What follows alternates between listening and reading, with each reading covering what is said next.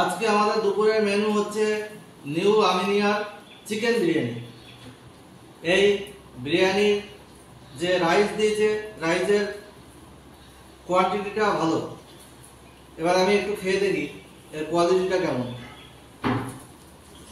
এর কোয়ালিটিটাও ভালো, কিন্তু রাইসের কোয়ালিটি ভালো। আলুটা তো সহজেই ভাঙা যাচ্ছে, নরম আছে।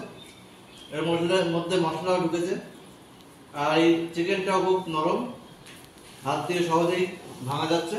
আর চিকেনের সাইজটাও কিন্তু বড়। আর একজনের জন্য এই যে কোয়ান্টিটি, এটা আমার মনে হয় যথেষ্ট। এই বিরিয়ানির বৈশিষ্ট্য হলো এটা কিন্তু খুব একটা স্পাইসি না। এটা খাওয়ার পরে হজম করতে কোনো অসুবিধা হয় না। এরপরে কোল্ড ড্রিঙ্কস বা অন্য কিছু খেয়ে হজম করতে হবে না এই বিরিয়ানি খাওয়ার পরে।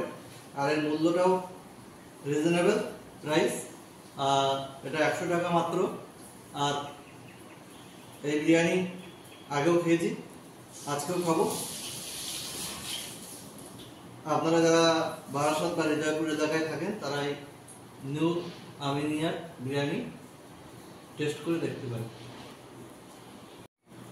রাইসটা ঝরঝরে, দেখুন গোটা গোটা চাল, চালের কোয়ালিটি ভালো।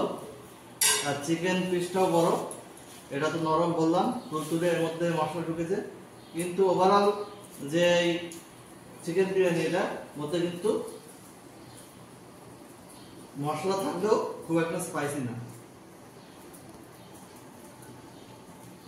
সত্যি ডিলিশিয়াস। আগেও যেমন এর টেস্ট ছিল, এখনো তেমন ভালোই লাগছে খেতে। আশা করি আজকের লাঞ্চটা জমবে।